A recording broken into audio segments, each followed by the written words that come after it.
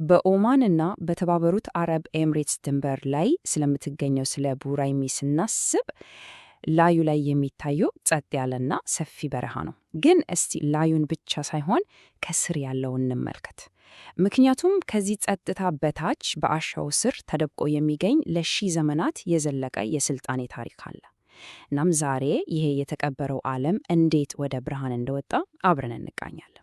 እንግዲህ የትንታኔያችን የመጀመሪያ ክፍል የሚወስደን ወደዚች ምስጢራዊና ታሪካዊ ስፍራና ላዩ ላይ ስናየው ጸጥ ያለን ይመስል ይችላል። ነገር ግን ከስር የጠፉ ከተሞችና ያለፉ ሕይወቶች ታሪክ ሹክ የሚል ይመስላል። አሁን በዓይናችን የምናየው ነገር ለምሳሌ ይሄ የአንድ ጥንታዊ ገበያ ፍርስራሽ እውነት ለመናገር የበረዶ ግግር ጫፍ እንደማለት ነው። የታሪኩ ትንሽ ክፍልፋይ ብቻ ነው። እውነተኛው ትልቁና ውስብስቡ ታሪክ ከመሬት በታች ተሰውሮ ነው የሚገኘው። ያው በሺዎች የሚቆጠሩ ዓመታትን ያስቆጠረ ታሪክ ማለት ነው። እሺ፣ ታዲያ ትልቁ ጥያቄ ይሄ ነው። አርኪኦሎጂስቶች ያጋጠማቸው ፈተናም ይሄው ነበር። ይህን ሰፊ እና በቀላሉ ሊጎዳ የሚችል መልካም ነገር ግዙፍና አጥፊ ቁፋሮቹን ሳያካሂዱ መመርመር እንዴት ይቻላል? የሚገርመው መልሱ ቴክኖሎጂ ውስጥ ነው የሚገኘው። በቀጥታ ወደ መሬት ውስጥ የሚያስመለክት ቴክኖሎጂ። እሺ፣ አሁን ደግሞ አርኪኦሎጂስቶች ይህንን እንቆቅልሽ ለመፍታት ወደ ተጠቀሙበት አስደናቂ ቴክኖሎጂ እንልፍ።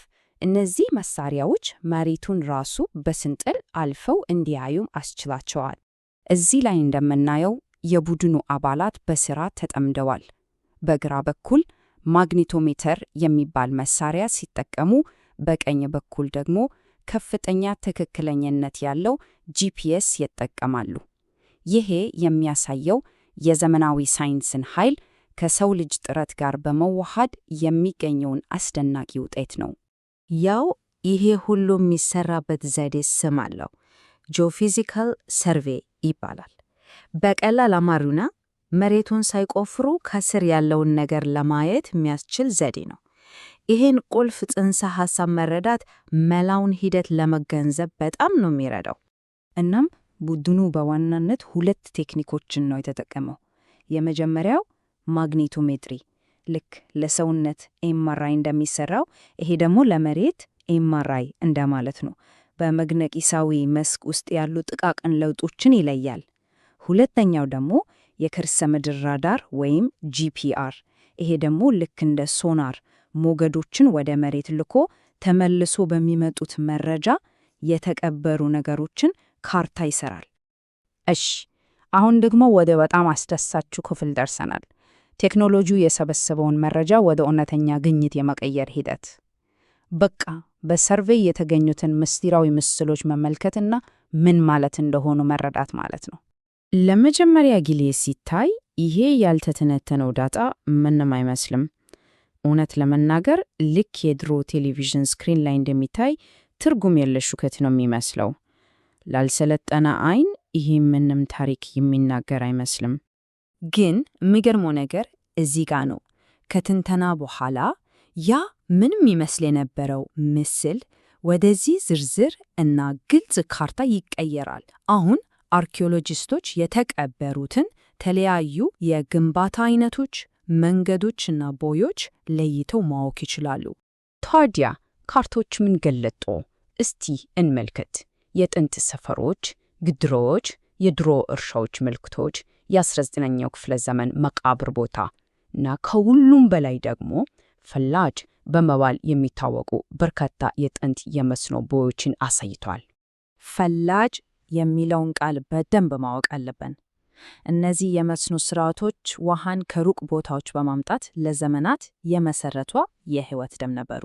ያለ እነሱ ያሁኑ ስልጣኔ ሊኖር በፍጹም አይችልም ነበር። እና ዋናው ቁም ነገር ይህ ነው።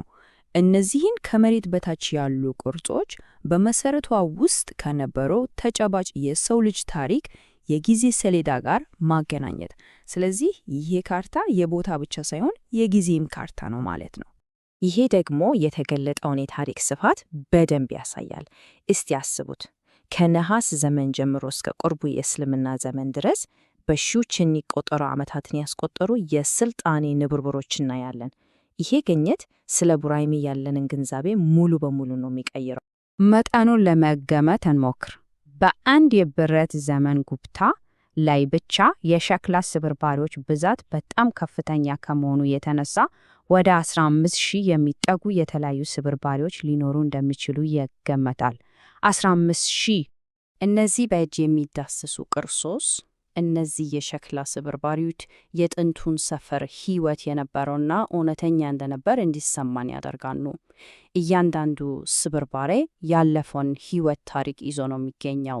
እናም ይህ ሁሉ ግኝት የታሪኩ መጨረሻ አይደለም፣ በፍጹም።